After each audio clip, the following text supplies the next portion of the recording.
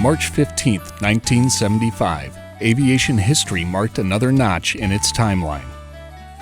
Above a frozen lake just southwest of Milwaukee, John Moody attached a McCullough engine with a propeller to an Icarus II hang glider and foot-launched it, effectively creating the first powered hang glider flight.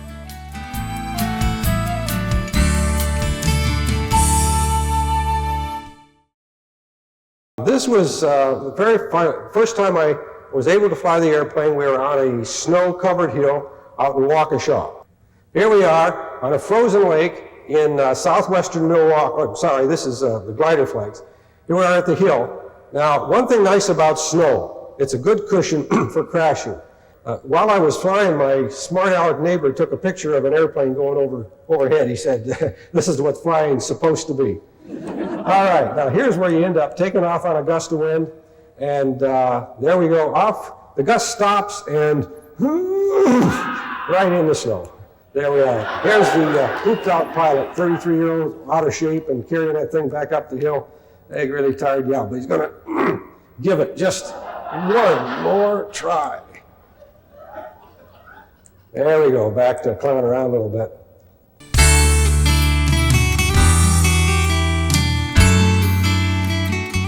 Moody was definitely onto something, and on his way to creating an entirely new category of flight.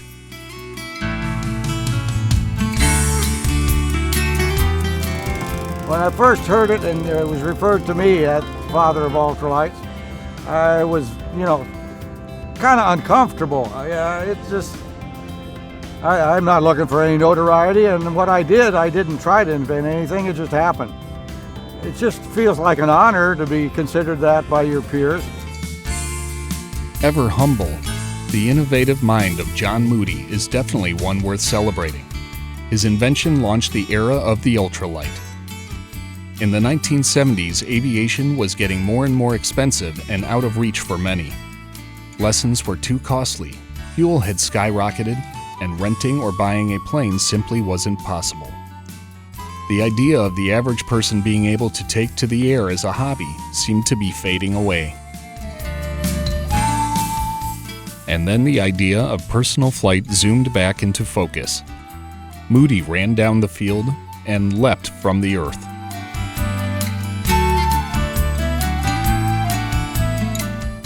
But that was just the beginning. Today, you can visit EAA's AirVenture, and before you reach the south end of the grounds, you'll begin to see the wide variety of ultralight aircraft available. It's not just a huge number of aircraft. Today, there is a significant number of ultralight categories. Lighter than air ultralights. Powered fixed wing. Powered parachutes and gliders.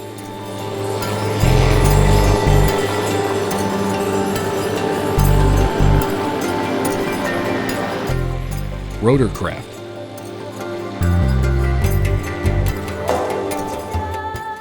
Trikes and weight shift aircraft.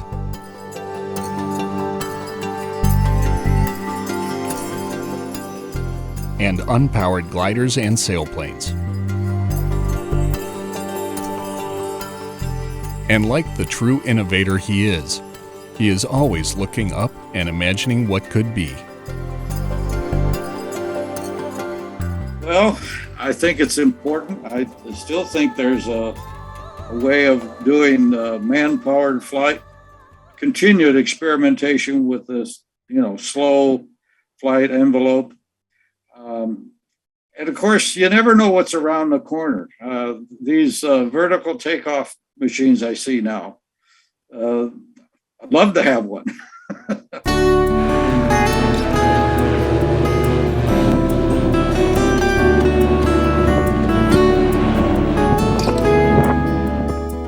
My involvement in ultralights have been some very highs and some very lows, and I've had some injuries.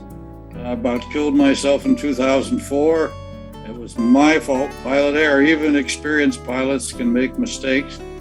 But through it all, one thing I've learned is when times are good, wonderful, you thank God for them. And when times go sour, you just keep trusting God that He'll get you through it. And so that's kind of my life history, I guess, which includes ultralights. Trusting God.